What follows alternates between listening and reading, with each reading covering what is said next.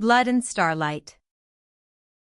In a world where vampires worship the constellations, a stargazer falls in love with the leader of a rival clan. Every constellation foretells their doom, but together they search for one that speaks of love instead of blood. Before we get to our story, don't forget to subscribe to our channel so you never miss a new story.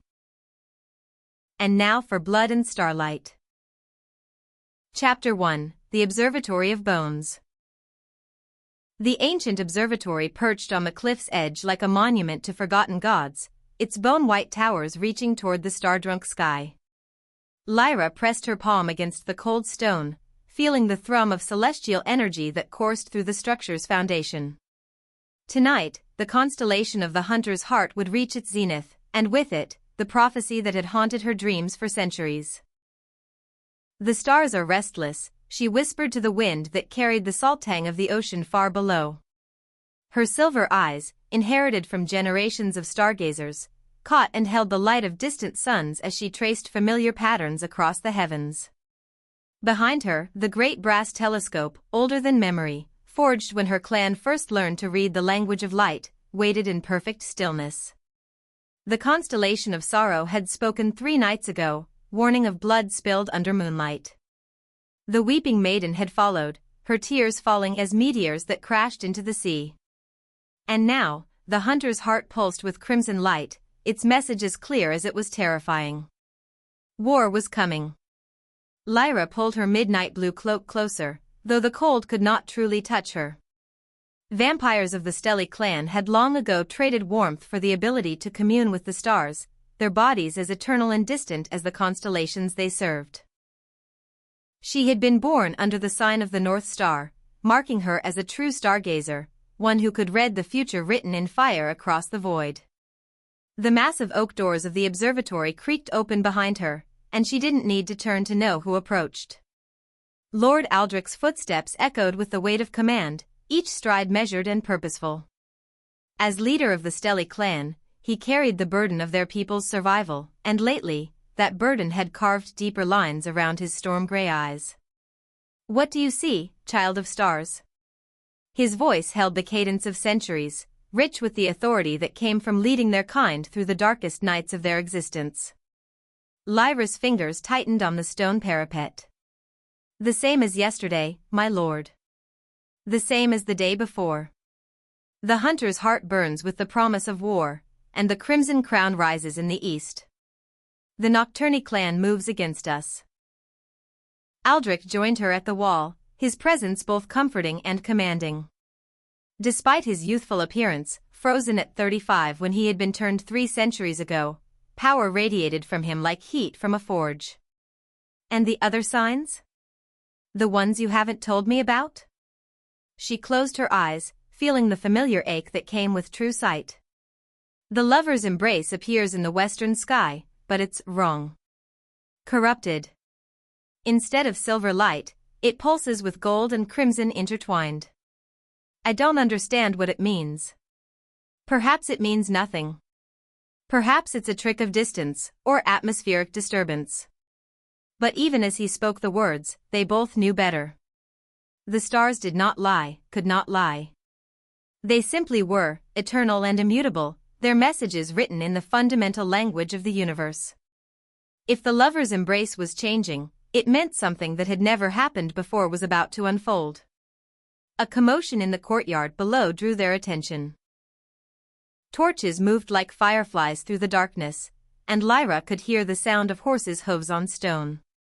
A messenger, perhaps, or... Her blood, cold though it was, turned to ice in her veins. The lead rider wore the deep red cloak of the Nocturni clan, their ancient enemies. Behind him rode a small escort, their faces hidden beneath hoods the color of spilled wine. But it was the banner that made her heart stop, 3 silver stars arranged in a triangle, the symbol of parley. "They come under the sign of truce," Aldrich murmured, though his hand moved instinctively to the hilt of his sword. "Interesting." Lyra watched the procession with growing unease. In all her years of reading the stars, she had never seen the Nocturni seek peace. They were warriors, blood drinkers who found their strength in conquest and their purpose in domination. Where the stelli looked to the heavens for guidance, the nocturni found their truth in the hunt, in the taking of life and the spilling of blood under moonlight. The lead rider dismounted with fluid grace, pulling back his hood to reveal features that might have been carved from marble, sharp cheekbones, a strong jaw, and eyes the color of dark wine. Even from this distance, Lyra could see the casual confidence in his movements, the way he surveyed the stelly stronghold as though already calculating its weaknesses. "Darius Knox," Aldrich said, and his voice carried a note of something that might have been respect, or might have been warning. "It's been nearly a century since he last set foot on our lands. The heir to the Nocturni throne." Lyra had heard tales of him, whispered stories that painted him as either a monster or a savior, depending on who told them. What could he want with us? Only one way to find out. Aldrich turned from the wall, his cloak billowing behind him like dark wings. "Come. We'll greet our guests in the great hall." As they descended the spiral staircase that wound through the heart of the observatory, Lyra felt the weight of destiny settling on her shoulders like a heavy mantle. The stars had shown her glimpses of what was to come, blood and battle, love and loss, choices that would reshape the very foundations of their world. But they had not shown her this. They had not warned her that the future would arrive at her doorstep wearing the face of her clan's greatest enemy. The great hall of the stelly stronghold was a marvel of architecture and artistry, its vaulted ceiling painted with a perfect replica of the night sky. Constellations wheeled overhead in their eternal dance, picked out in silver and gold against a backdrop of deepest blue. Tapestries depicting the great moments of their clan's history hung from the walls.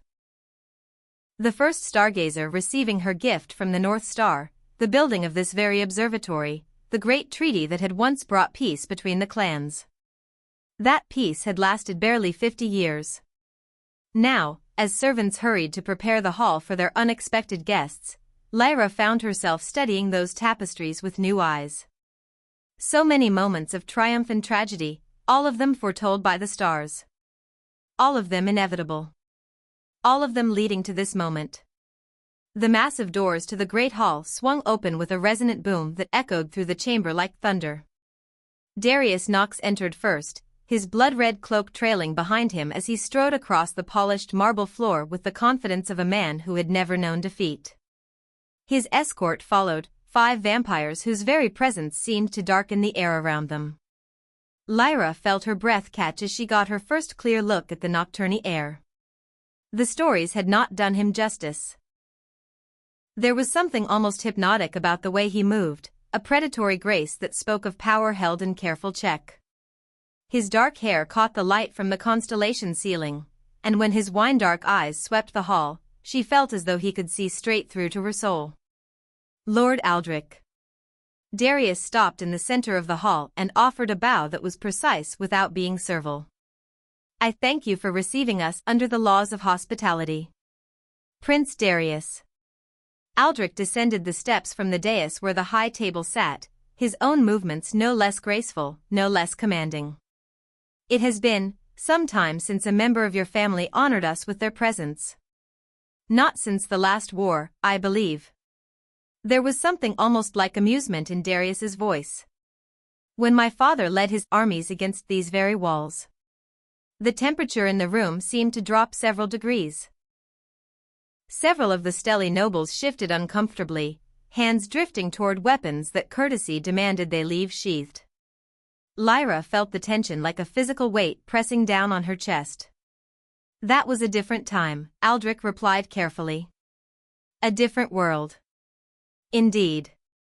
Darius's gaze swept the room again, taking in the nervous faces of the assembled court, the way the guards positioned themselves near the exits. When his eyes found Lyra, standing at her lord's right hand, she felt a jolt of something she couldn't name, recognition, perhaps, or challenge, or something deeper and more dangerous. "You bring news of the outside world, I assume," Aldrich continued. "The constellations have been troubled of late." "The constellations." Darius smiled, and there was something sharp-edged about the expression. "Yes, I imagine they would be. Tell me, Lord Aldrich, what do your stargazers make of the Crimson Crown's rising?" Lyra stepped forward before she could stop herself. It speaks of war, my lord. Of blood spilled and alliances broken. Of the end of the old ways, Darius interrupted, his gaze fixed on her with an intensity that made her feel exposed, vulnerable. But not, perhaps, in the way you think. Aldrich's hand fell on Lyra's shoulder, a warning and a comfort at once. My Stargazer speaks truly. The signs are clear. Are they? Darius began to pace, his movements controlled but somehow still radiating restless energy. Let me share what I've learned in my travels, my lord. The human world changes around us with every passing year. Their cities grow larger, their weapons more terrible, their reach longer. How much longer do you think we can hide in our ancient strongholds, clinging to our old feuds while they multiply like stars in the sky? We have survived for millennia. By feeding on them. Darius's voice cracked like a whip through the hall.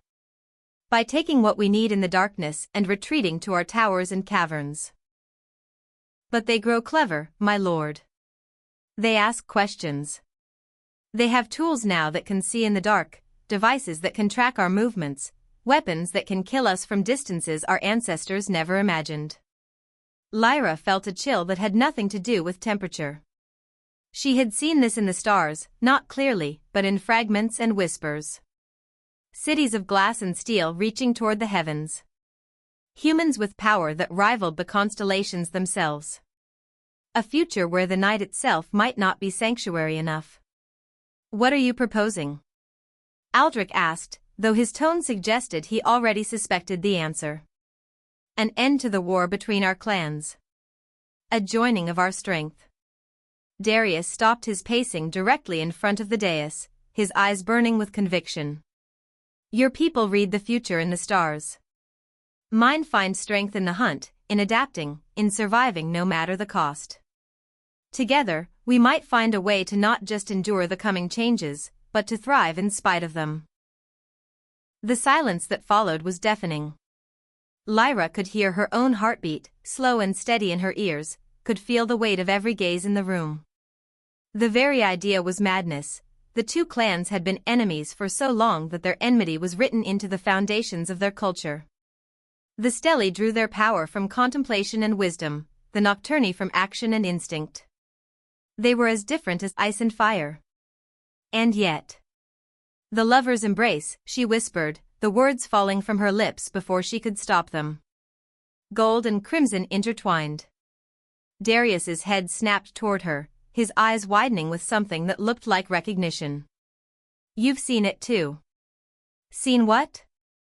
Aldrich demanded, looking between them with growing alarm.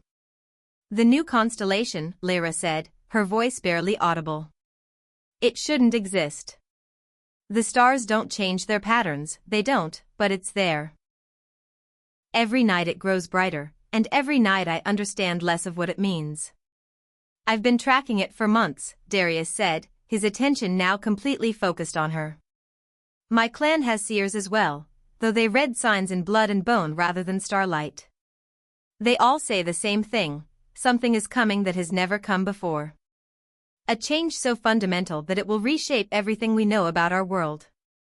And you think this alliance you propose is the answer? Aldrich's voice was skeptical, but Lyra could hear the uncertainty beneath it. I think it's our only hope. The words hung in the air between them like a challenge, a promise, a threat. Lyra found herself staring at Darius Knox, this prince of her enemies, and seeing something in his eyes that she had never expected to find: doubt. Vulnerability. The same desperate hope that had been growing in her own heart as she watched the familiar patterns of the night sky twist into something alien and new. The council will need time to consider such a proposal, Aldrich said finally. This is not a decision that can be made lightly. Of course not. Darius inclined his head. I ask only that you consider it. The stars have shown you the same signs they've shown me. War is coming, yes, but perhaps not the war we expected. As he turned to leave, his gaze found Lyra's once more. For a moment that seemed to stretch into eternity, they looked at each other across the great hall, across centuries of hatred and distrust, across the vast gulf that separated their peoples.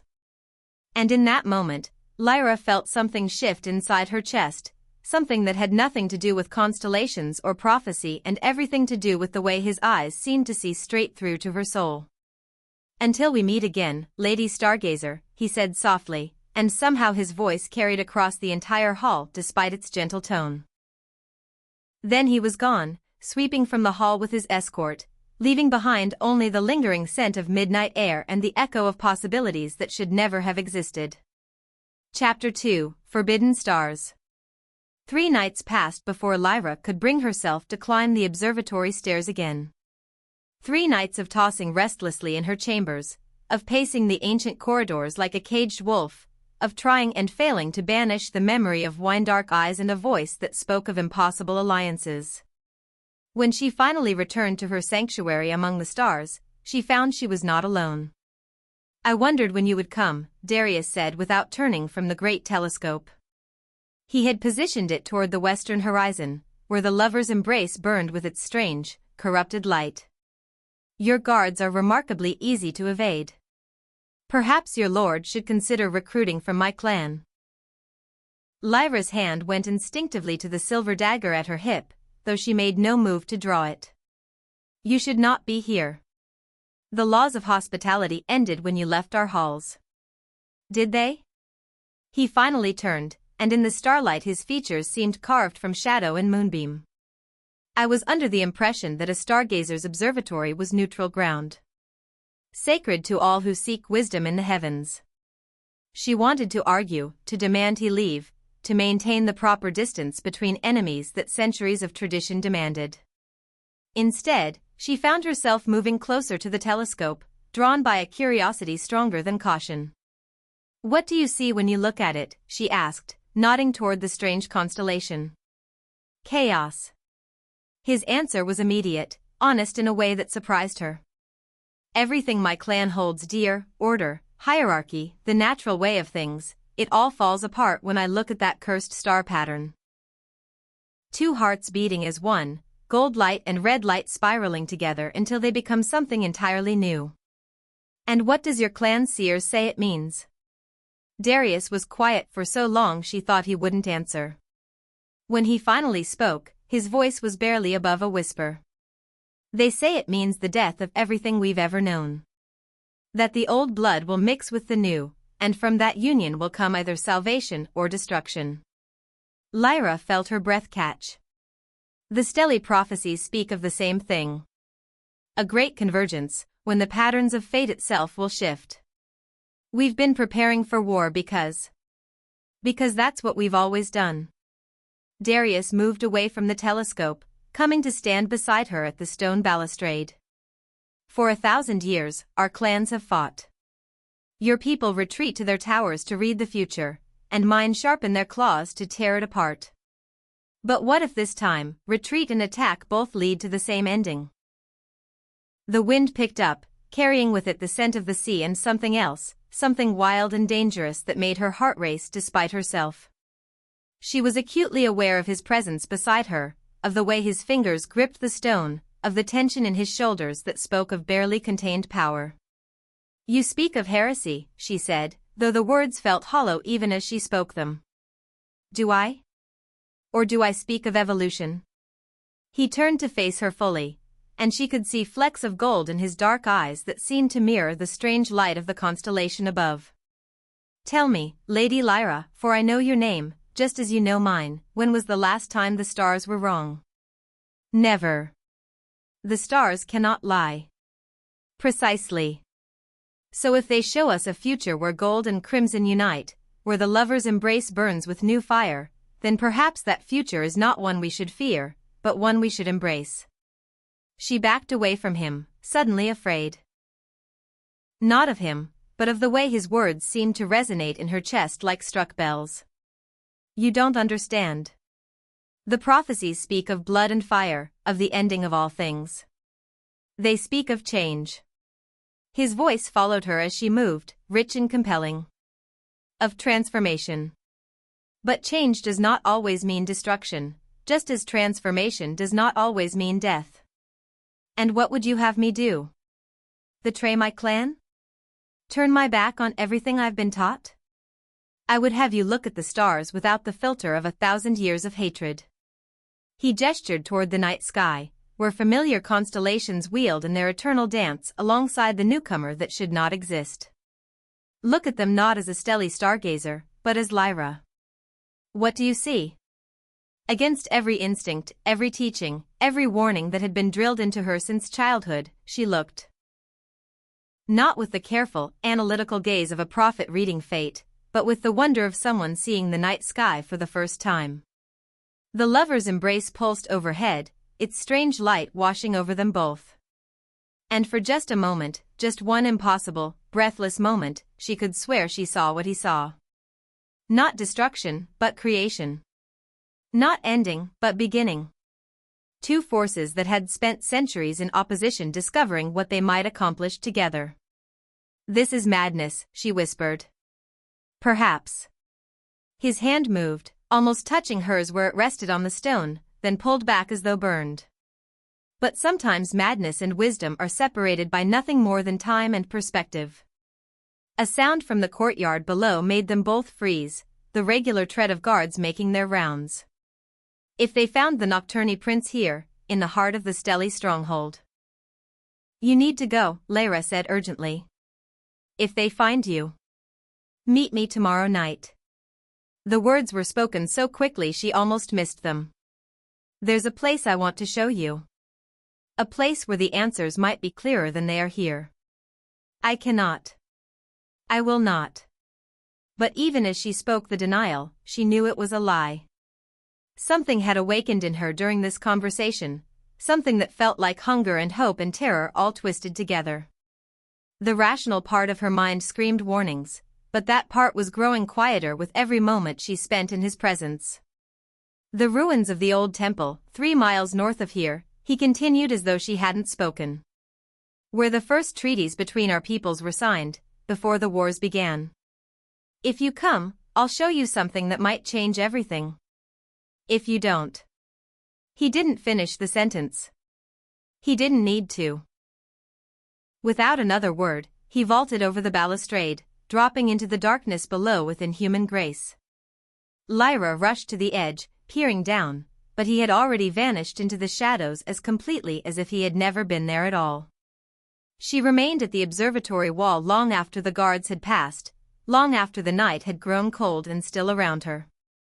Above, the lovers' embrace continued its strange dance, gold and crimson light spiraling together in patterns that hurt to look at directly. By the time she finally returned to her chambers, her decision was made. She would go to the temple tomorrow night. Not because she trusted Darius Knox, trust was a luxury she could not afford, but because the alternative was to spend the rest of eternity wondering what truths lay hidden in the darkness between the stars.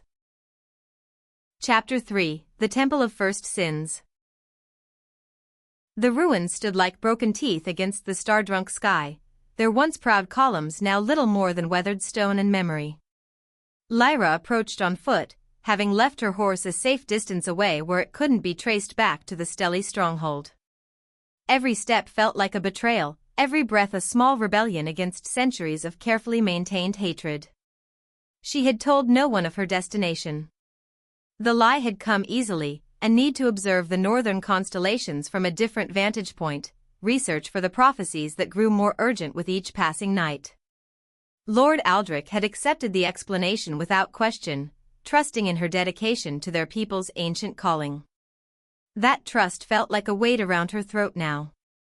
The temple's central chamber remained largely intact, its domed ceiling still bearing traces of the astronomical charts that had once covered every inch of its surface.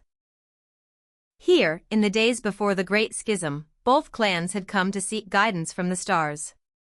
The Stelly had read their messages in light and shadow, while the Nocturne had found meaning in the spaces between constellations, the dark places where lesser vampires feared to look. You came. Darius's voice emerged from the shadows near what had once been the altar, causing her to spin toward him with inhuman speed. I almost didn't. The admission slipped out before she could stop it, honest in a way that felt dangerous. He stepped into the moonlight that streamed through the broken dome, and she saw that he had shed the formal garb of a prince for simpler clothes, dark leather and midnight cloth that seemed to drink the light around him. Somehow, this made him seem more real, less like the living legend she had heard whispered about in her clan's halls. But curiosity won over caution, he said, and there was something that might have been approval in his voice. Foolishness won over wisdom, more likely. She remained near the entrance, ready to flee if this proved to be some elaborate trap. What is this place to you? What could the Nocturne Prince possibly want to show a stelly stargazer in the ruins of a dead temple? Dead? Darius moved to the center of the chamber, where a circular stone platform had once held the sacred instruments both clans had used for their rituals. Look closer, Lady Lyra. Look with eyes unclouded by expectation. Despite every instinct screaming at her to maintain distance, she found herself stepping deeper into the chamber. As she did, she began to notice details that had escaped her initial observation. The astronomical charts on the ceiling weren't as damaged as she had thought. In places, they seemed to have been carefully maintained, with new stars added to reflect the changing sky. The altar stone bore fresh offerings. Night-blooming flowers, crystals that caught and held starlight, and symbols carved in scripts she didn't recognize. Someone still comes here, she realized. Many someones. Darius's hand traced one of the newly carved symbols, his touch reverent. Vampires from both clans, though most would die before admitting it. The younger ones, mostly, those who don't remember the worst of the wars, who wonder why their lives must be defined by their ancestors' hatred. Lyra felt her heart skip a beat. That's impossible. The laws forbid any contact between our peoples. Laws. He laughed, but there was no humor in the sound. Tell me, when you read the stars, do they speak to you of laws? Or do they speak of truth? She had no answer for that, because the truth was more complex than any law could encompass. The stars spoke of patterns and possibilities, of currents in the fabric of fate that ran deeper than any artificial boundary. They spoke of connection. Between past and future, between choice and consequence, between souls that were meant to find each other across any distance. Show me, she said quietly. Show me what you brought me here to see. Darius nodded and moved to the eastern wall, where what looked like solid stone gave way at his touch to reveal a hidden passage. This way.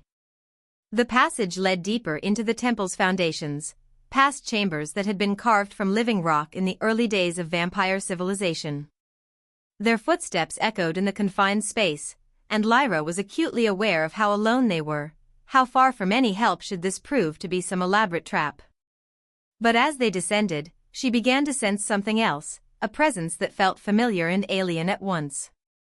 It reminded her of the observatory during her deepest meditations, when the boundary between herself and the cosmos seemed to dissolve entirely. Here, Darius said, stopping before a simple wooden door bound in iron. The chamber of first sight. He pushed the door open, and Lyra's breath caught in her throat.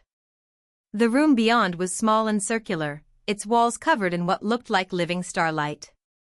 Constellations moved and shifted across the stone surface, not painted or carved but somehow embedded in the rock itself.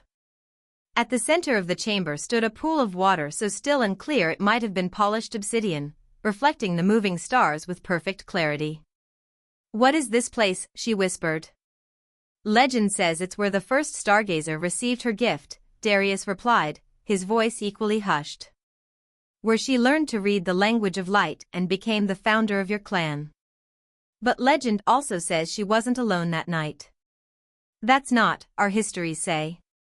But even as she began to protest, Lyra felt the words dying on her lips.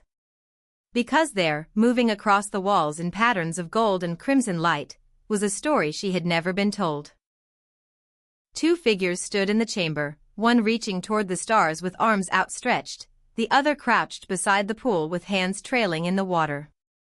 As the starlight touched the first figure, bloodlight rose from the pool to embrace the second. Two gifts, given simultaneously. Two clans, born from the same moment of transformation. The Nocturne founding myth speaks of the first bloodreader, Darius said softly.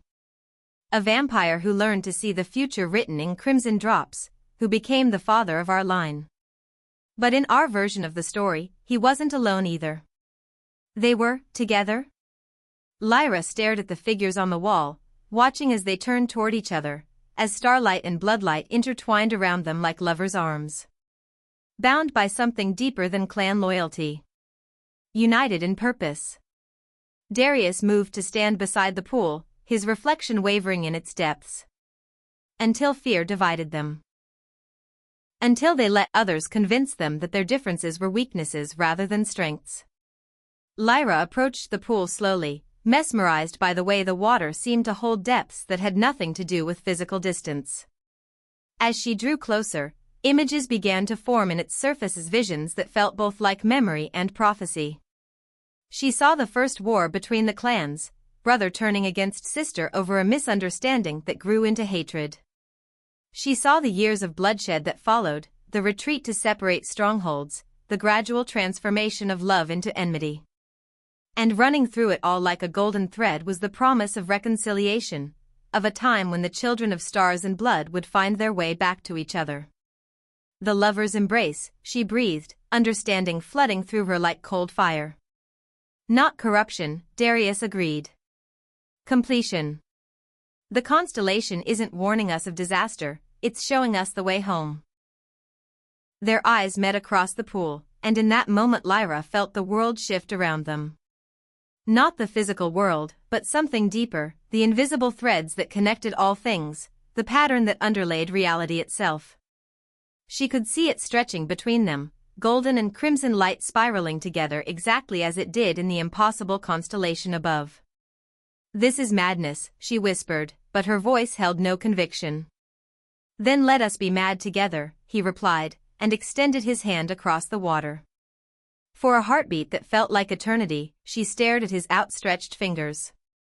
To take that hand would be to cross a line that could never be uncrossed, to choose a path that led away from everything she had ever known. It would be betrayal and revolution and the end of a 1,000-year war all wrapped into a single gesture. It would also be the most honest thing she had ever done. Lyra reached across the pool and took his hand.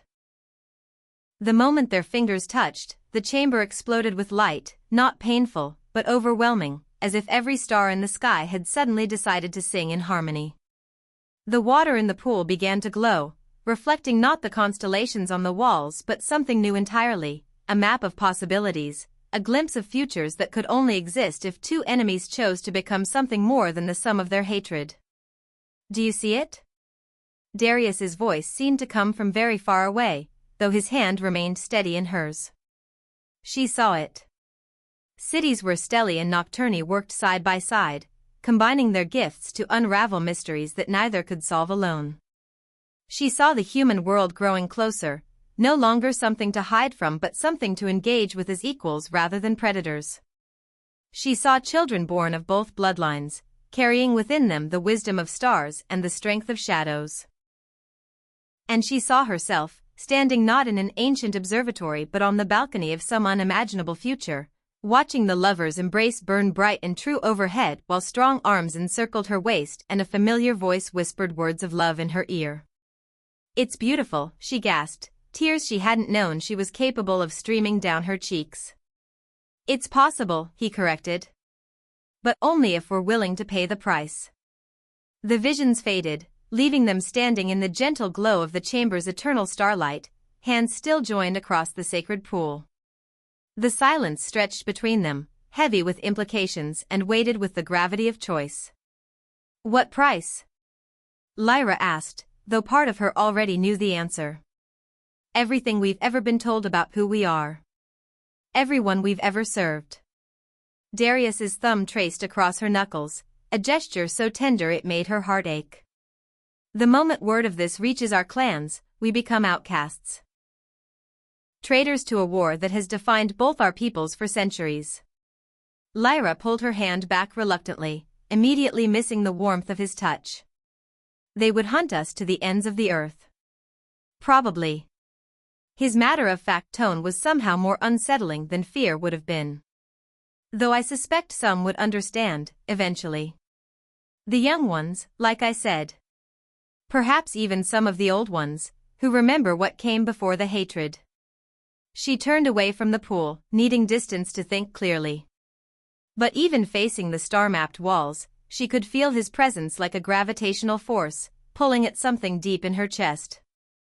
Lord Aldrich has been like a father to me, she said quietly. He took me in when my parents died in the Crimson War, trained me in the ancient arts, trusted me with our clan's most sacred duties. How can I repay that kindness with betrayal? Is love betrayal? Darius asked. Or is betrayal the act of denying love when it's offered?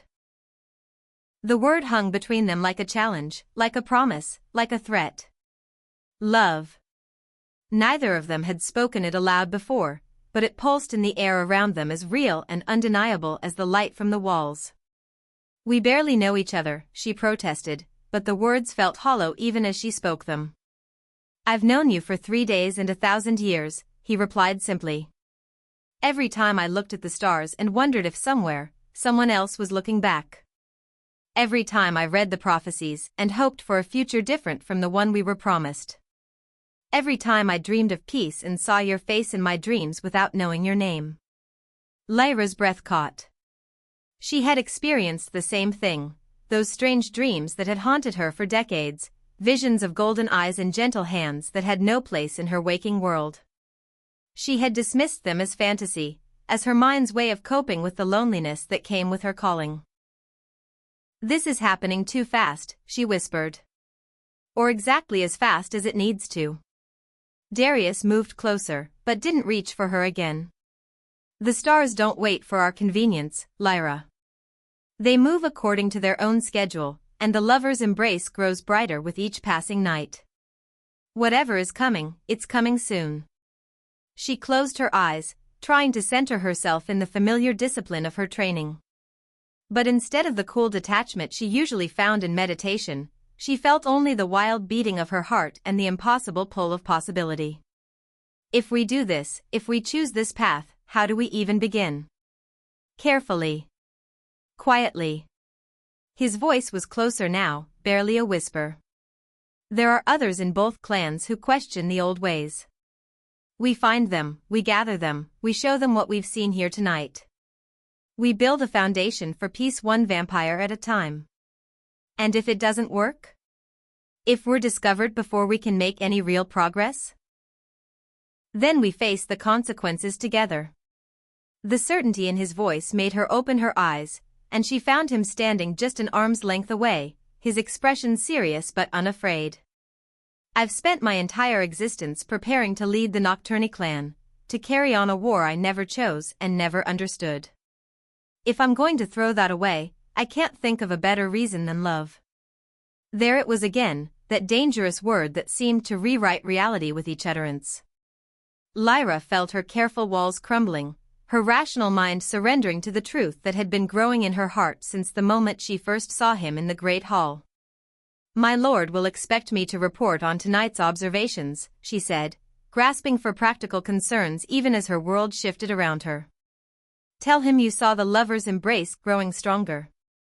Tell him you sensed a great change coming, but that its nature remains unclear.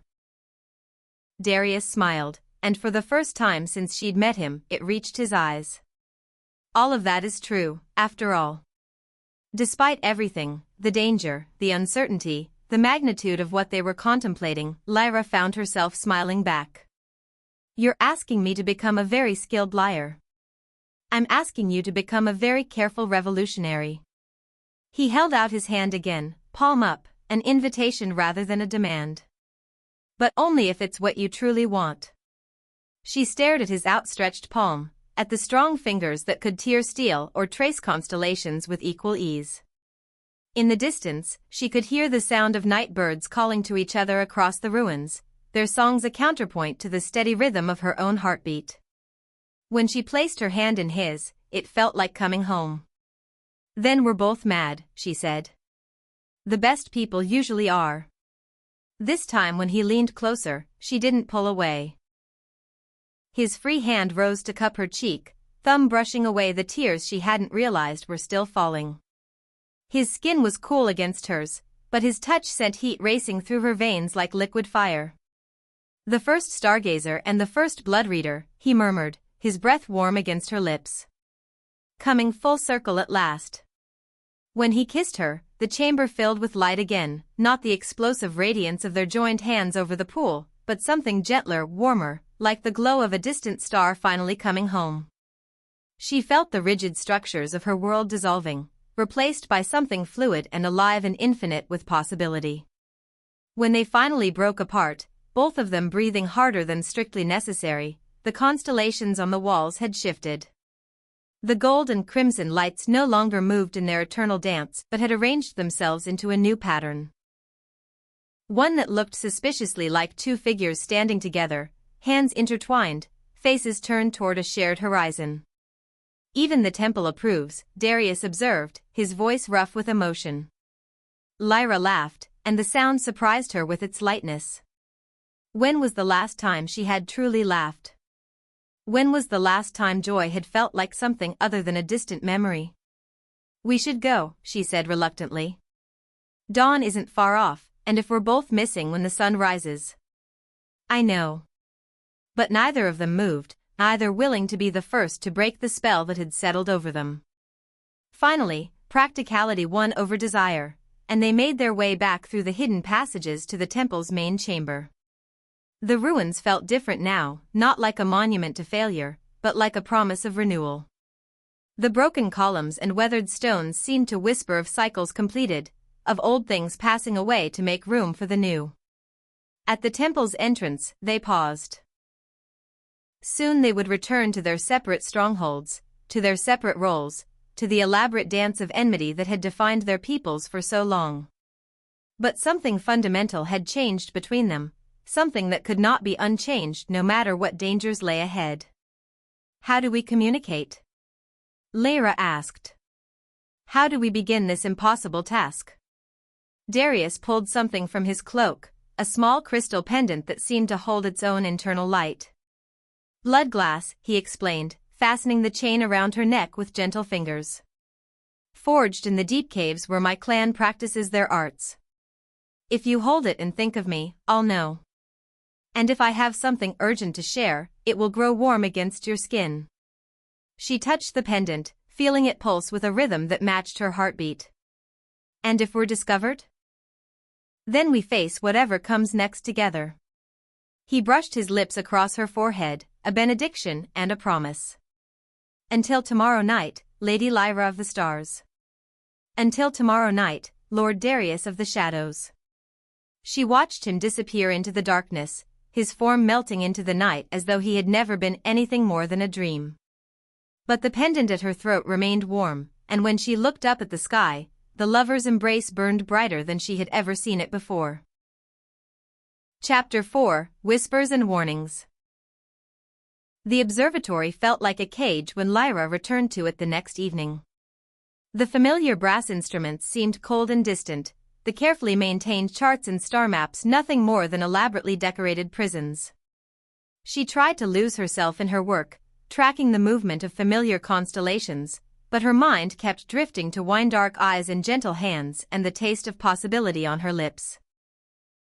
The blood glass pendant rested against her throat, hidden beneath her high collar but somehow more present than the air she breathed.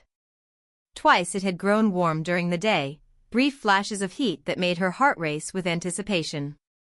She had been tempted to respond, to focus her thoughts on Darius and see if the connection truly worked both ways, but caution had won over curiosity. Now, as the night deepened around her, she found that caution becoming harder to maintain. "You seem distracted tonight, child of stars." Lyra spun to find Lord Aldrich ascending the spiral staircase, his expression thoughtful in a way that meant he had been observing her for some time. Her hand moved instinctively to her throat, but she caught herself before her fingers could betray the pendant's presence. "The constellations are unsettled," she replied, which was true enough. "The lover's embrace continues to brighten, and new patterns seem to emerge each night. I'm struggling to interpret their meaning." Aldrich joined her at the great telescope, his gaze following hers toward the western sky where the impossible constellation burned with its mixture of gold and crimson light. And what does your heart tell you, when your mind fails to find answers? The question caught her off guard. In all her years of training, Aldrich had emphasized logic, careful observation, the disciplined analysis of celestial patterns. Never before had he asked her to consult anything as unreliable as emotion. My lord? Humor an old vampire, Lyra. His smile was gentle, but there was something sharp in his storm-gray eyes. Sometimes the stars speak in languages older than reason. Sometimes the heart hears what the mind cannot accept. She felt the pendant grow warm against her skin and fought to keep her expression neutral. My heart tells me that change is coming. That the old ways may not serve us much longer. Change. Aldrich repeated the word like he was tasting it. Yes, I can see that in the patterns as well. The question is whether we shape that change or allow it to shape us. What do you mean? Instead of answering directly, Aldrich moved to the ancient star charts that covered the observatory's eastern wall. His finger traced a constellation that had been painted centuries ago, the Crown of Sorrow, which traditionally foretold the end of ruling bloodlines. Did you know that your parents met during the last great war between our clans? He asked suddenly. Lyra blinked, thrown by the apparent change of subject. No, my lord. You've never spoken of them in detail. Your father was a stargazer, like yourself. Your mother was a warrior scout, one of our finest. They met when she was assigned to protect him during a dangerous observation mission behind enemy lines. Aldrich's voice carried the weight of old memory. By all accounts, they hated each other at first sight. Hated each other? Lyra had always been told her parents died heroes, defending the Stelly stronghold in a night battle. No one had ever mentioned personal conflict. Your father thought your mother was a bloodthirsty savage who solved every problem with violence. Your mother thought your father was a dreamy intellectual who would get them both killed with his head in the clouds' approach to survival. Aldrich's smile grew warmer. They argued constantly, challenged each other's every assumption, forced each other to see the world through completely different eyes. But they fell in love? Desperately. Completely. In a way that transformed them both. He turned from the charts to study her face with uncomfortable intensity. Your father learned that sometimes action is wiser than contemplation. Your mother discovered that understanding your enemy is more powerful than simply destroying them. Together, they became something neither could have achieved alone. Lyra felt her heart hammering against her ribs. The pendant seemed to burn against her throat, and she wondered if Darius could sense her distress through their strange connection. Why are you telling me this now? She asked carefully. Because the crown of sorrow has been brightening alongside the lover's embrace, Aldrich replied. And because I've lived long enough to recognize the signs when a stargazer falls in love with someone she shouldn't. The words hit her like a physical blow. For a moment, she couldn't breathe, couldn't think, couldn't do anything but stare at the vampire who had been her mentor and guardian for most of her existence. My lord, I don't understand. Don't you? His voice remained gentle, but there was steel beneath the silk. 3 nights ago, Prince Darius Knox looked at you like a man seeing salvation. Yesterday, you returned from your observations with light in your eyes and hope in your voice for the first time in decades. Tonight, you seem divided between joy and terror, as though you've discovered something wonderful and forbidden in equal measure. Lyra's hand went to her throat before she could stop herself, fingers closing around the pendant beneath her collar.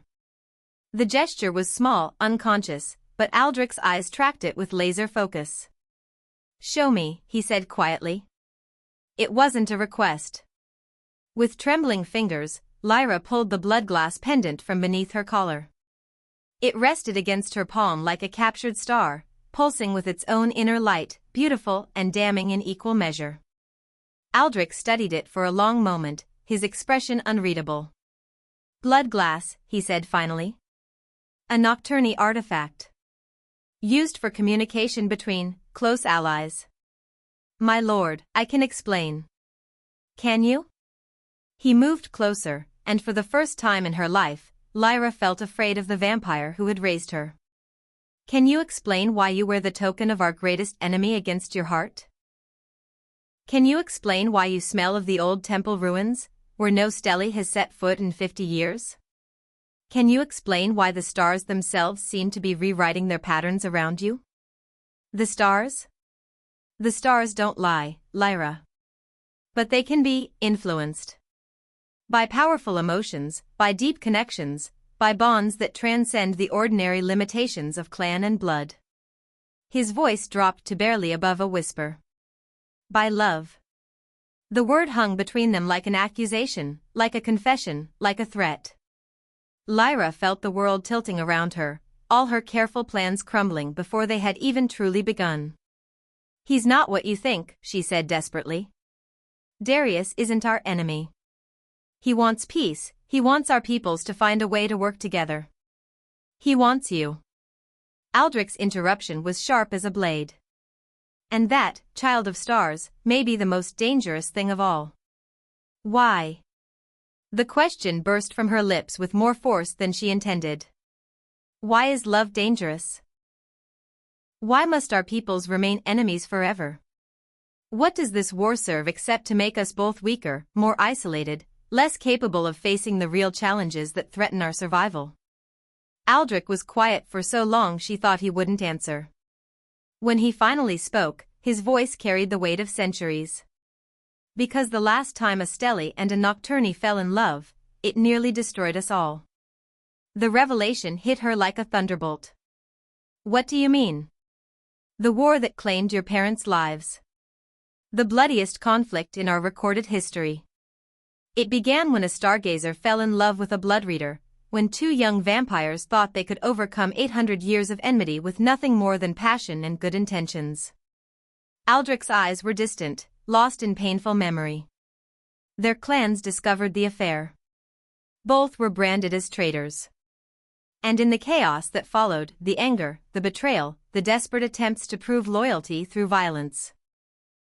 Thousands died. Lyra felt the ground disappearing beneath her feet. That can't be. Your parents among them. The words fell like stones into still water, sending ripples of shock through her entire being. They died trying to protect the lovers who had sparked the war. Died believing that love should not be a crime punishable by death. She sank into one of the observatory's chairs, her legs suddenly unable to support her weight. Everything she thought she knew about her past, about the noble sacrifice her parents had made, crumbled around her like ancient parchment. The lovers, she whispered. What happened to them? They fled. Disappeared into the human world, abandoning both clans to deal with the consequences of their choices. Aldrich's voice was carefully neutral, but she could hear the old anger beneath it. For all I know, they're still out there somewhere, blissfully unaware of the destruction they left in their wake. You think Darius and I will do the same thing? I think, Aldrich said carefully, that history has a way of repeating itself. Especially when the participants refuse to learn from the mistakes of the past.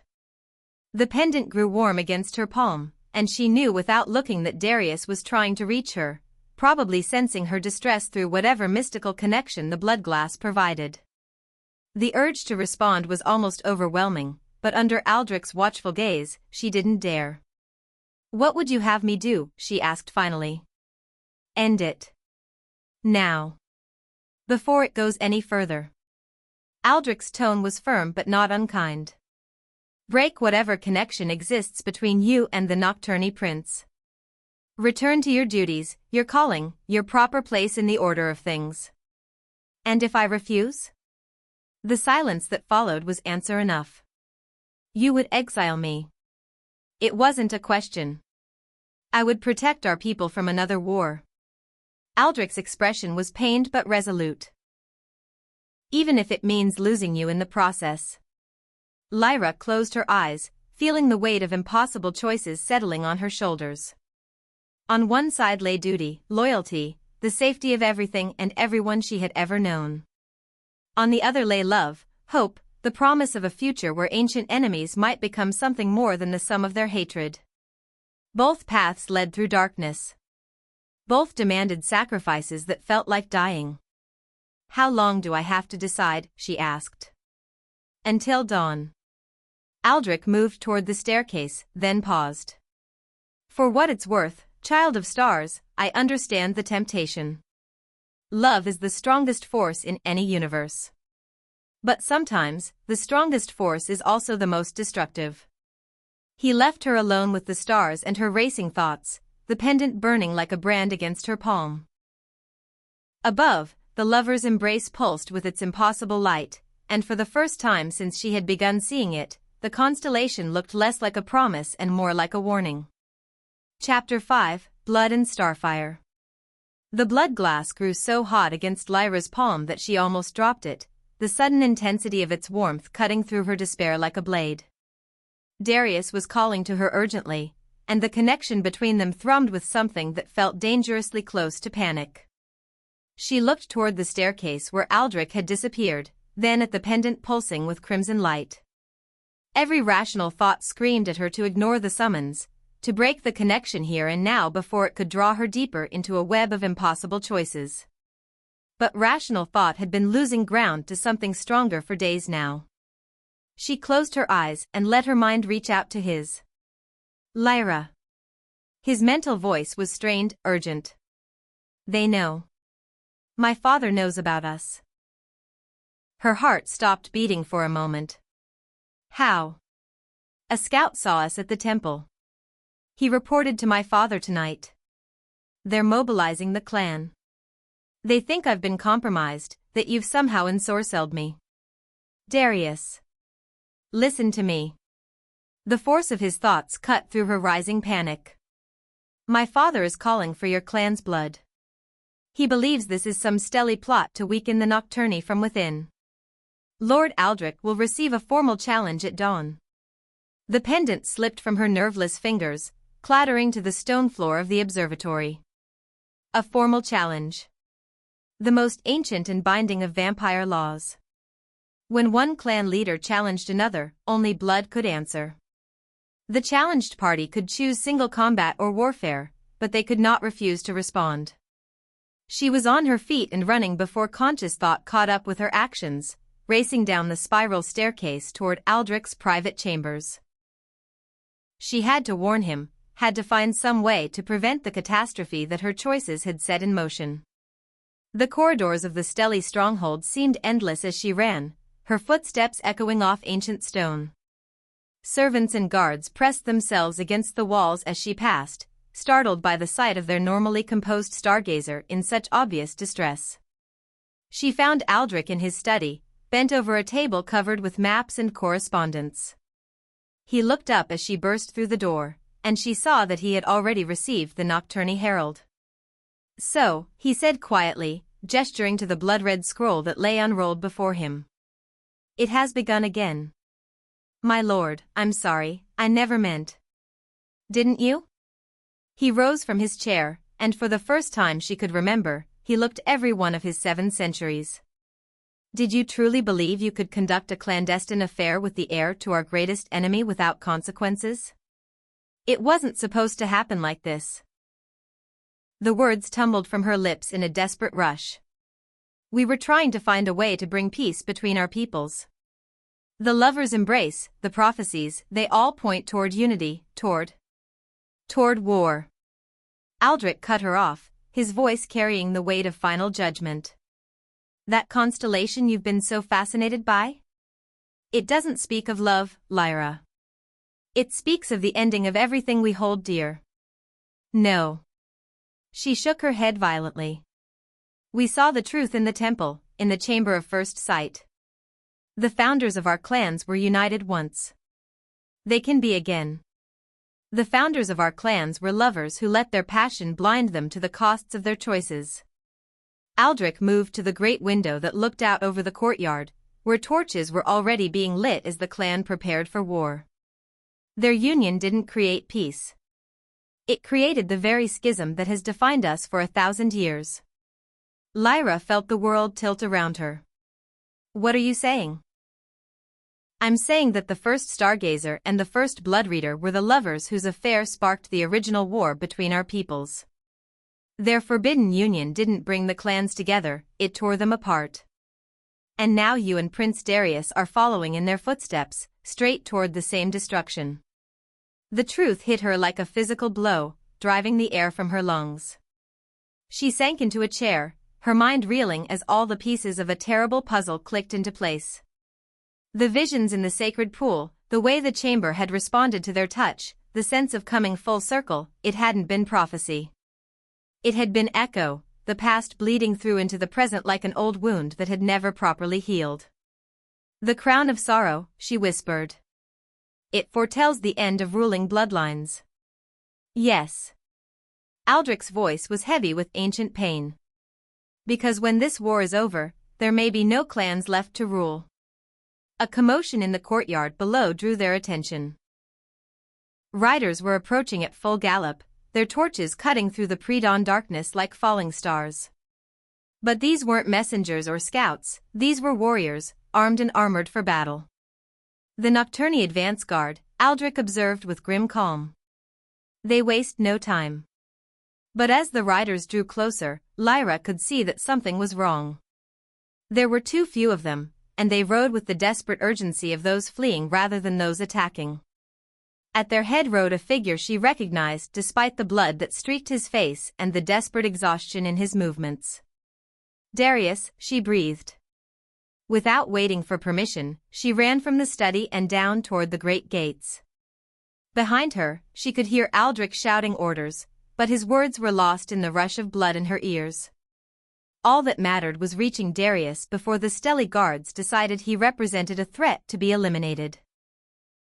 She reached the courtyard just as the riders thundered through the gates. Darius's horse collapsed beneath him, foam flecking its muzzle, and he rolled clear with inhuman grace despite his obvious injuries. When he rose, his wine-dark eyes found hers across the chaos of shouting guards and panicked servants. Lyra.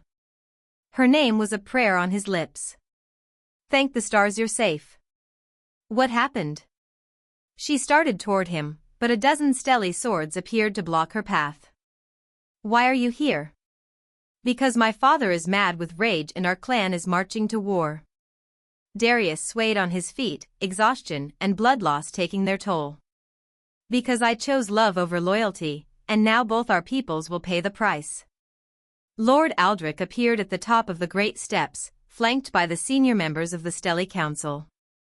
His face was a mask of cold fury as he surveyed the scene before him. Prince Darius Knox, he said, his voice carrying clearly across the courtyard. You arrive unannounced and uninvited in our stronghold. By what right do you claim sanctuary?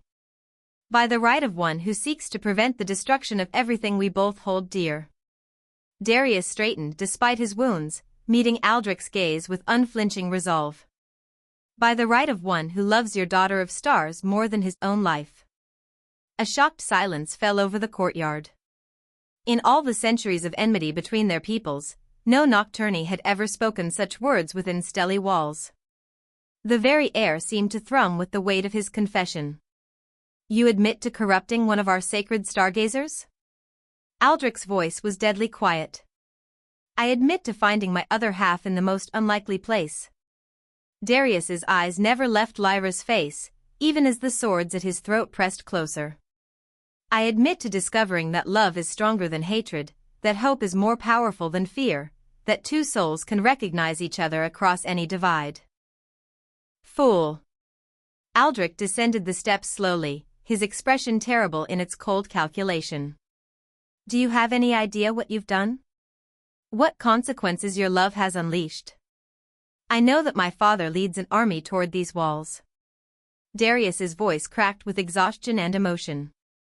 I know that he believes Lyra has bewitched me, that he sees this as an attack on our clan's honor that can only be answered with blood. I know that if I had stayed, he would have used my feelings for her as a weapon to justify the complete annihilation of your people. And so you fled. There was contempt in Aldrich's tone. Abandoning your clan in their moment of greatest need. I came to warn you. Darius swayed again, and this time one of his companions caught him before he could fall. To offer myself as a bargaining chip, if necessary. My life for the promise that this madness goes no further. Lyra felt her heart breaking as she watched him struggle to remain upright. The proud prince who had shown her visions of a better future was now a fugitive, wounded and desperate, offering to sacrifice himself for a peace that seemed impossible to achieve. You would die for her? Aldrich asked. I would die to keep her world from burning. Darius's answer was immediate, absolute. Just as she would die to protect her people from mine. Aldrich's gaze shifted to Lyra, and she saw something flicker in his storm-gray eyes, surprise, perhaps, or recognition. Is this true, child of stars? Would you die for love? The question hung in the air between them, heavy with implication. Lyra looked at Darius, at the blood streaking his pale skin, at the way his hands trembled with exhaustion.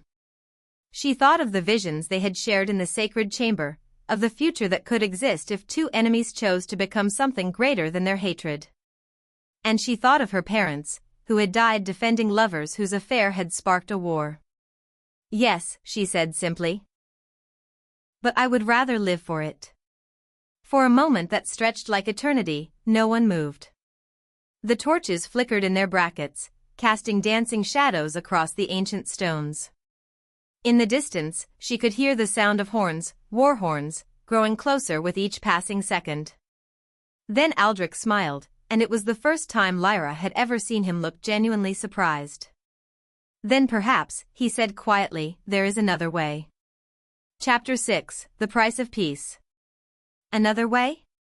Lyra's voice cracked with desperate hope as the war horns grew louder in the distance. Around them, the stelly guards maintained their protective circle, but their swords no longer pressed quite so close to Darius's throat. Aldrich moved down the remaining steps with careful deliberation, his ancient mind clearly working through possibilities and consequences.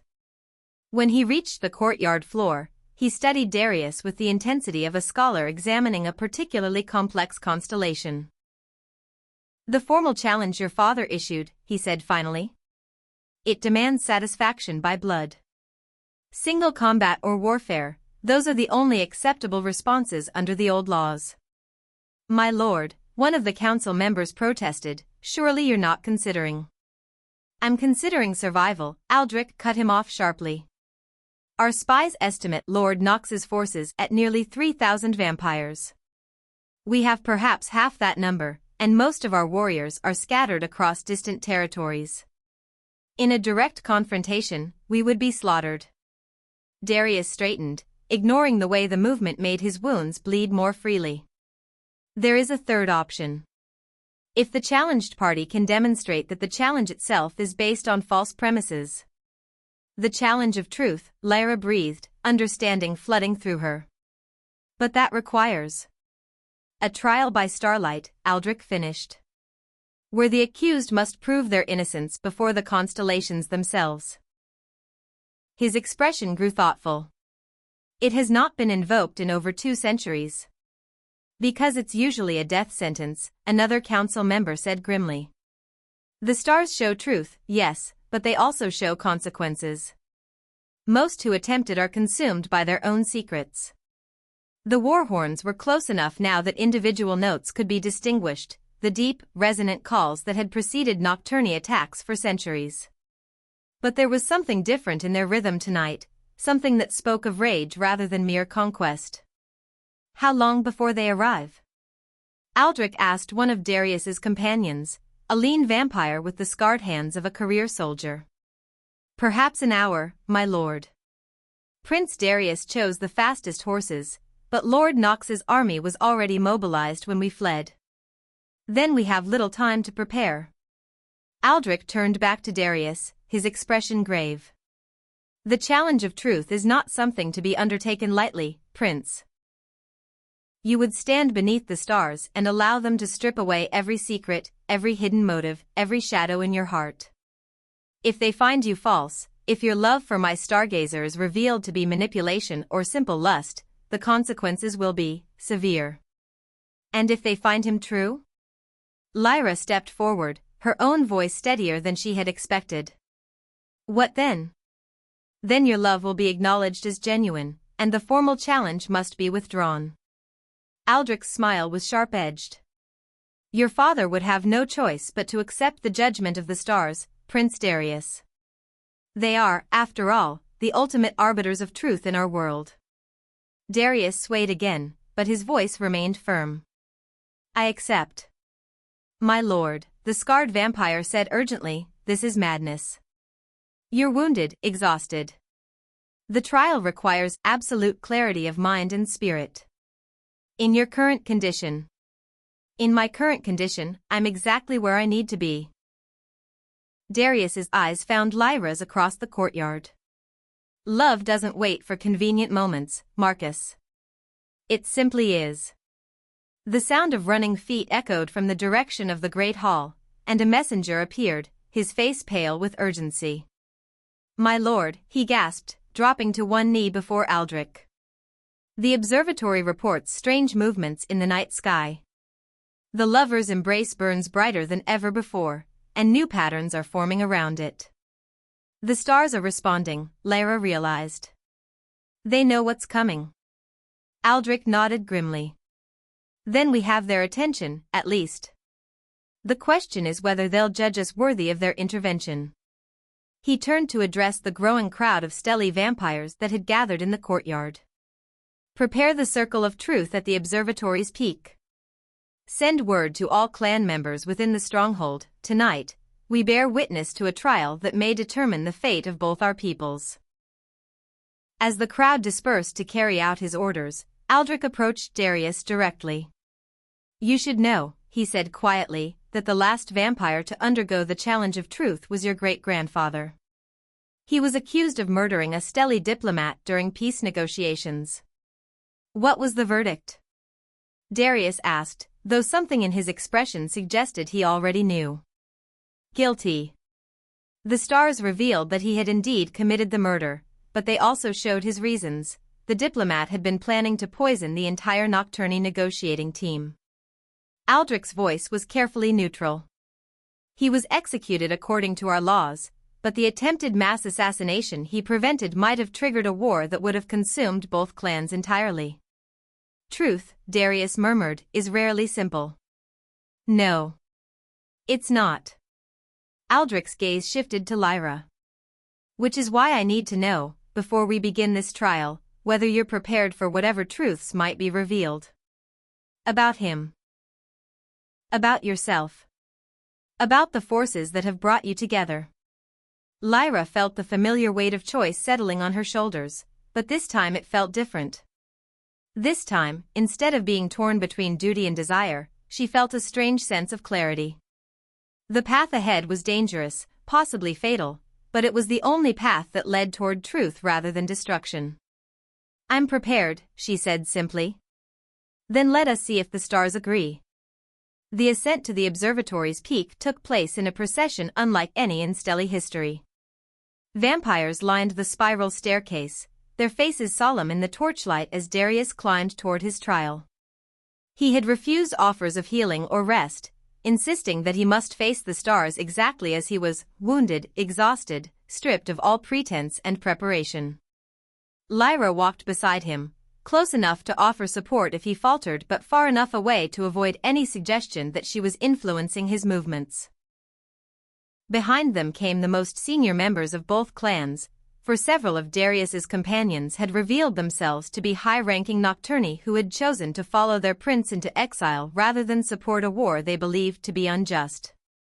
The circle of truth had been prepared according to rituals that predated written history. At the observatory's highest point, where the great telescope normally stood, a perfect circle had been carved into the stone.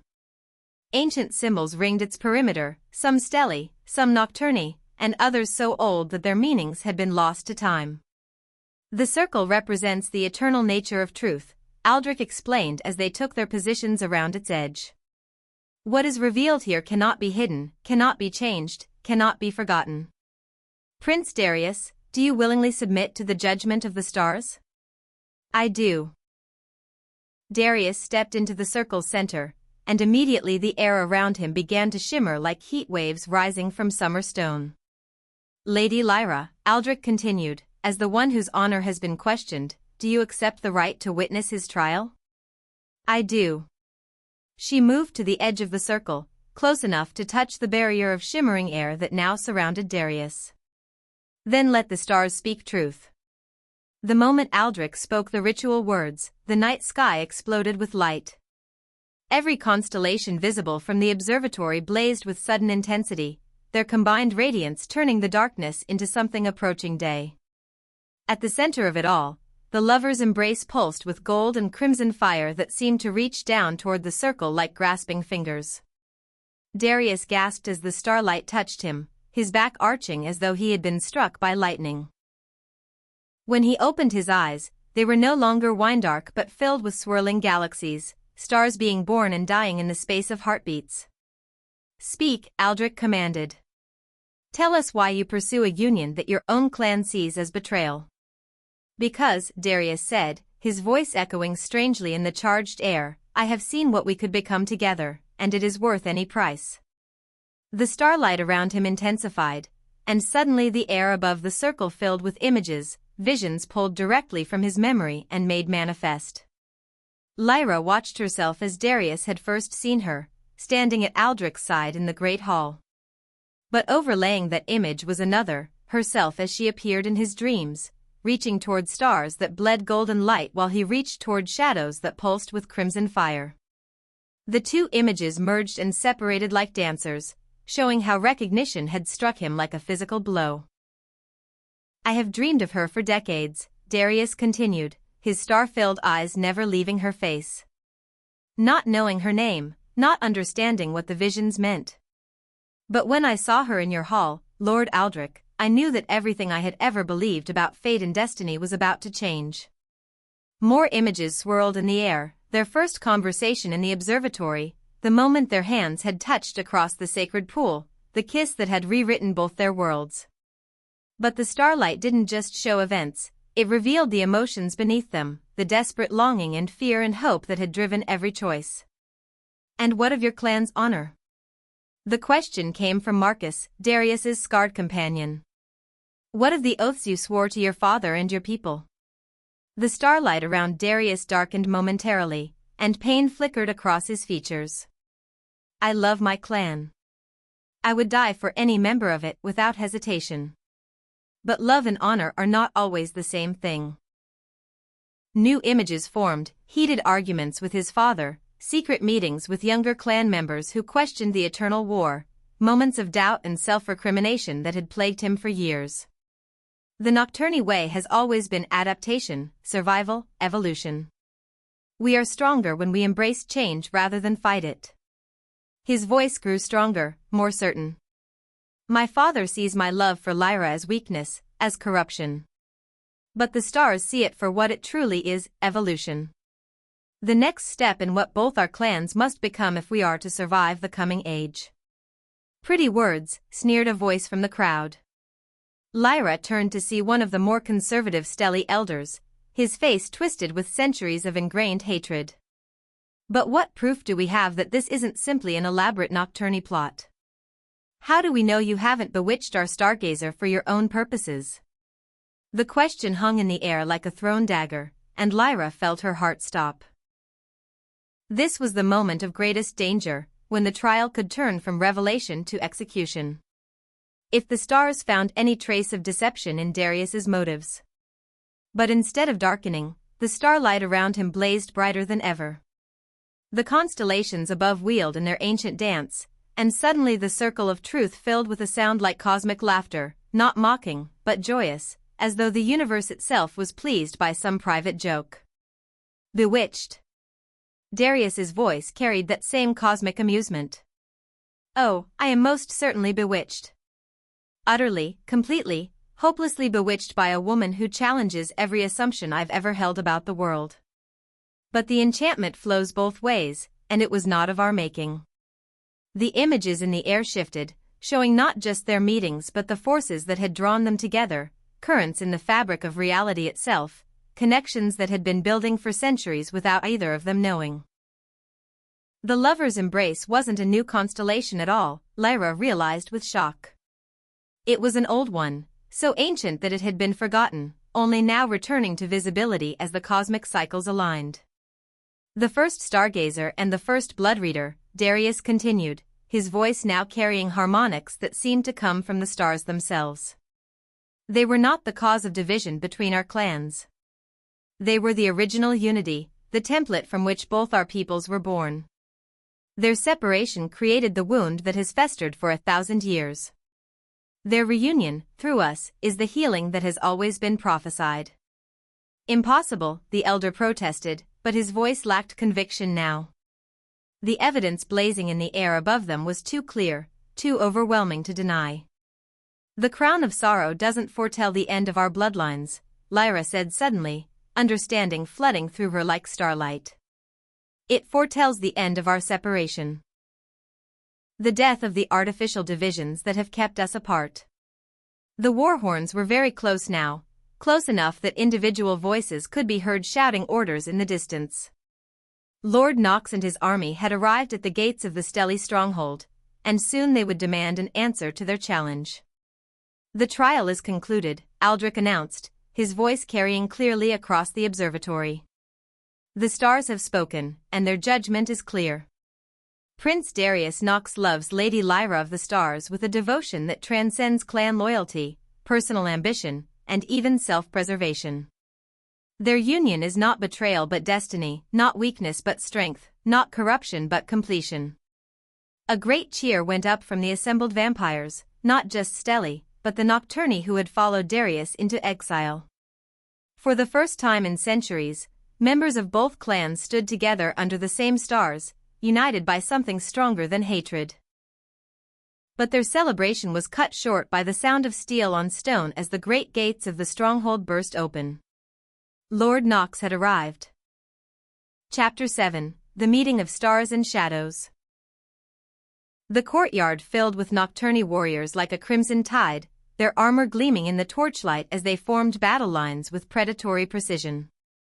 At their head rode a figure that could only be Lord Nox himself, tall and terrible in black plate mail, his eyes burning with rage that seemed to set the very air on fire. From the observatory's height, the assembled vampires could see the stark contrast between the two forces. The Stelly had numbers and fortifications on their side, but the Nocturni had come prepared for total war. This would not be a skirmish or a raid, this would be annihilation for whichever side lost. Father. Darius's voice was barely audible, but it carried clearly in the charged atmosphere surrounding the circle of truth. The starlight that had blazed around him during the trial had dimmed but not disappeared, and his eyes still held flecks of cosmic fire. Lord Nox's head snapped upward at the sound, his gaze finding his son among the crowd at the observatory's peak.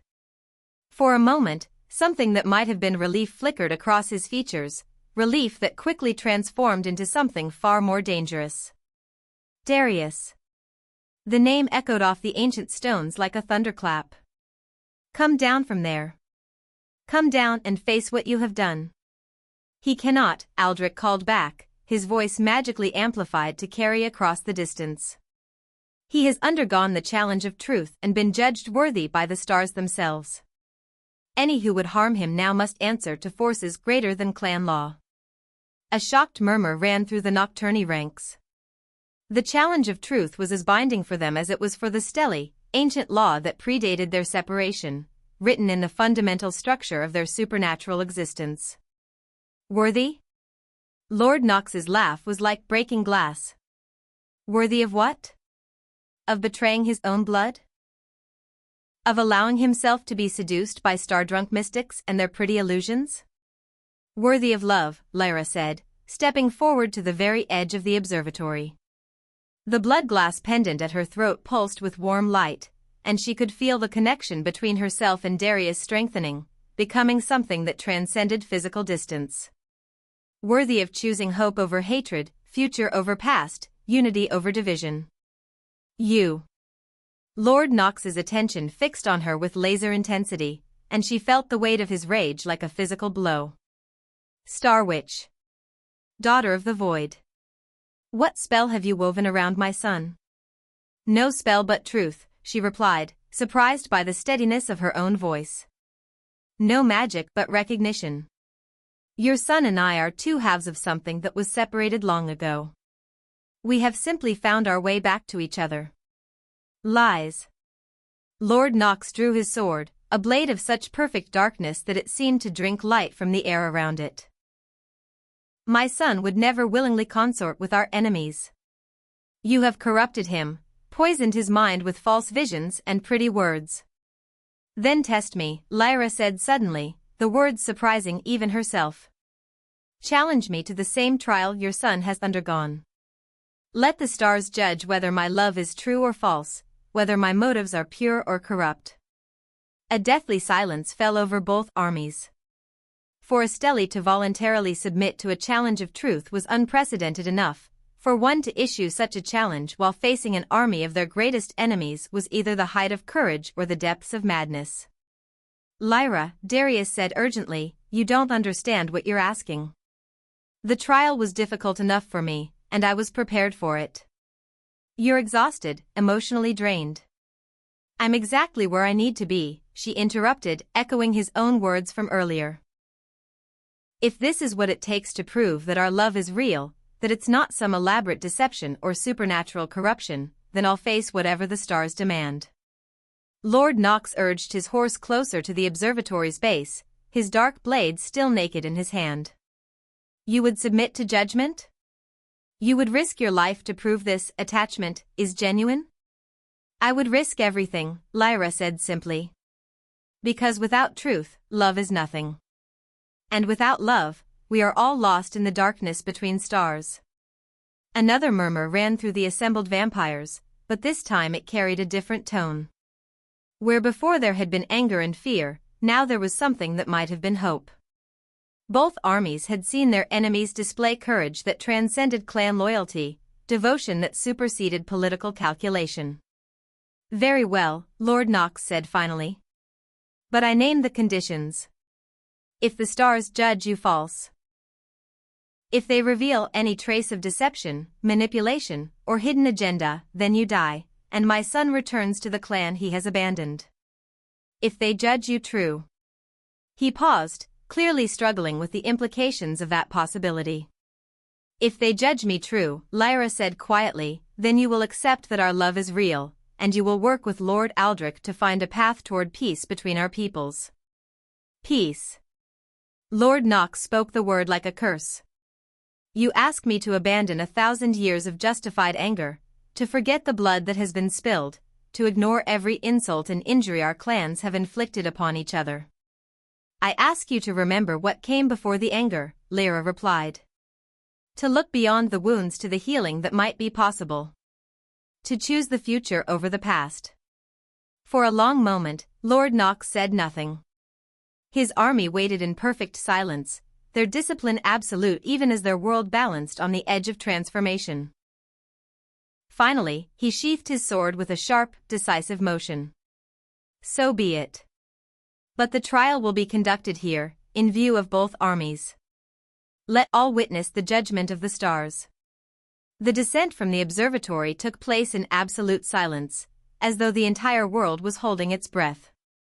Lyra walked between Aldrich and Darius, drawing strength from both while knowing that in the end, she would face the trial alone. The circle of truth was carved into the courtyard stones in a matter of minutes, Stele artisans working alongside Nocturne warriors who possessed similar skills. The symbols that ringed its perimeter were the same as those atop the observatory, ancient marks that predated the division between clans, reminders of a time when all vampires had shared common purpose. The circle is prepared, Aldrich announced as the final symbol was carved. Lady Lyra, do you willingly submit to the judgment of the stars? She looked around the courtyard at the sea of faces. Stele and Nocturne, allies and enemies, all united in this moment by curiosity and desperate hope. Her gaze found Darius among the crowd, and she saw her own determination reflected in his star-touched eyes. I do, she said, and stepped into the circle. The transformation was immediate and overwhelming. Where Darius had been struck by starlight like lightning, Lyra felt herself being gently lifted into the cosmos itself. The courtyard, the armies, even her own body seemed to fall away as she rose through layers of reality toward the source of all illumination. "Speak," Lord Knox commanded, his voice reaching her across impossible distances. "Tell us why you risk everything for a love that defies every law of our existence." "Because," Lyra said, her voice now carrying the music of the spheres, "love is the only law that matters.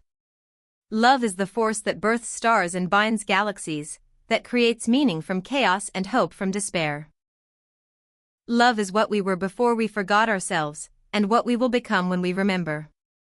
The air above the circle filled with visions drawn from her own memory and dreams, not just of Darius, but of the future she had seen in the sacred pool. Cities where vampires walked openly among humans as guardians rather than predators. Children born of starlight and shadow who would bridge the gaps between all thinking beings.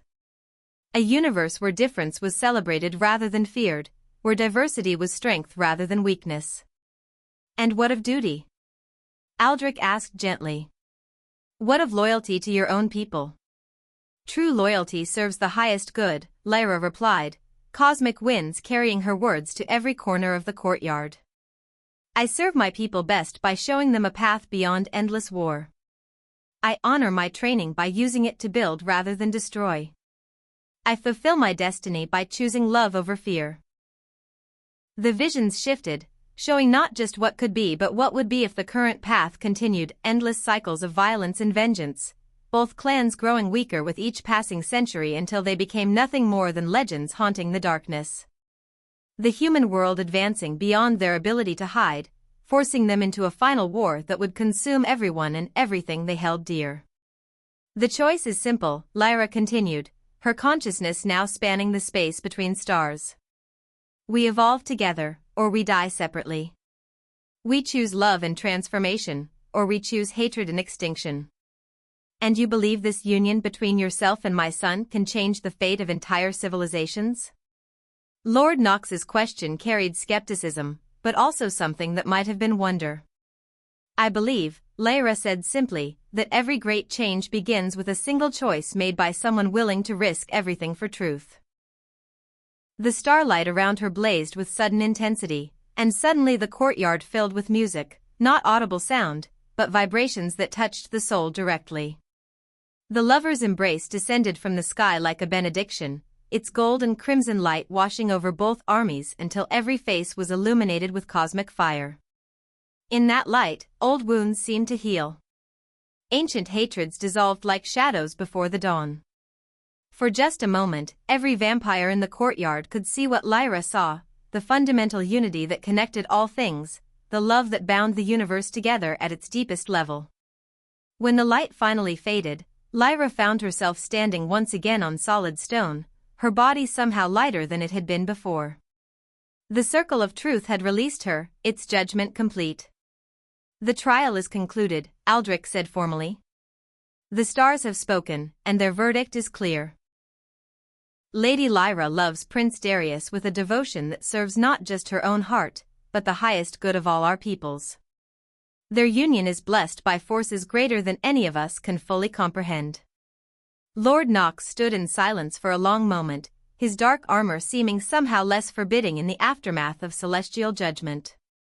When he finally spoke, his voice carried centuries of weariness. "I have spent my entire existence believing that strength came from standing apart, from maintaining purity through separation." He looked at his son, then at Lyra, then at the mixed crowd of vampires around them. Perhaps it is time to learn a different kind of strength." He removed his helm, revealing features that were strikingly similar to Darius's but marked by lines of grief and responsibility. "Lord Aldrich, I formally withdraw my challenge. Let us speak instead of the future, and what we might build together." Epilogue: A New Constellation. 1 year later, Lyra stood once again on the observatory's highest platform, but everything had changed. Where once she had watched the stars alone, now she shared the space with others, Stelly and Nocturne working side by side, their combined knowledge revealing secrets that neither clan could have discovered in isolation. The great telescope had been modified, its ancient brass components augmented with blood glass lenses that allowed the instrument to perceive layers of reality previously hidden from view.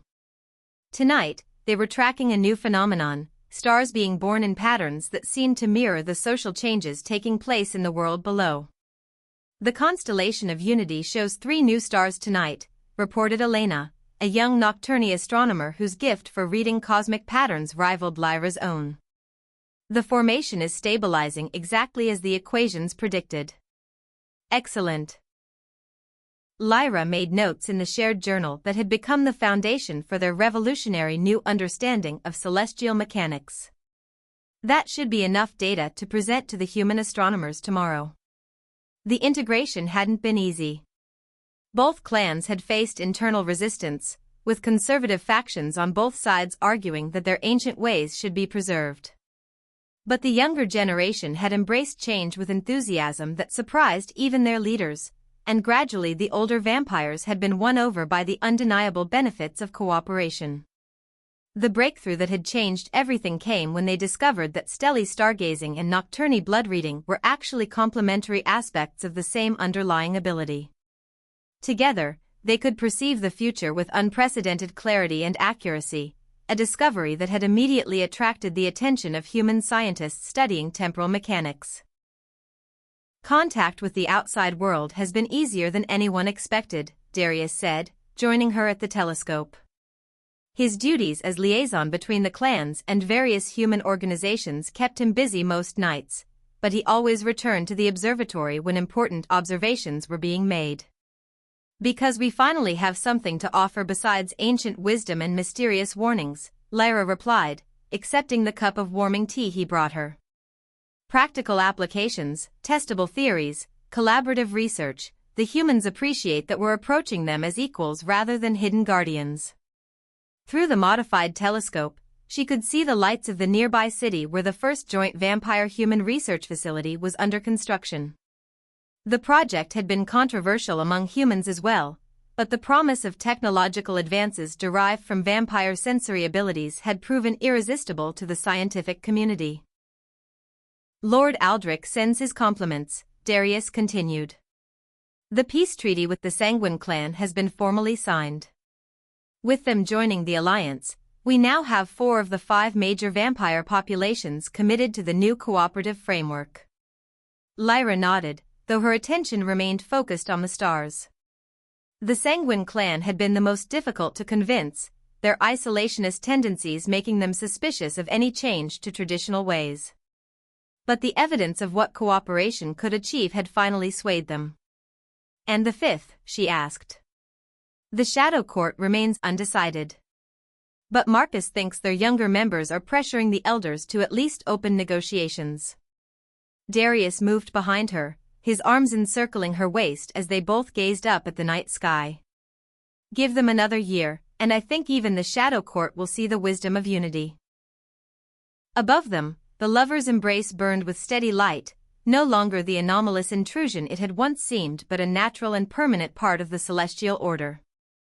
Around it, new constellations were forming, patterns that the joint research teams had learned to read as indicators of social and technological evolution.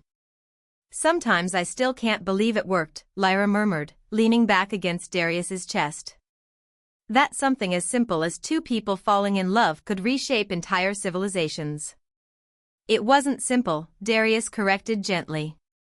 It required courage from both of us, wisdom from our leaders, and patience from everyone involved.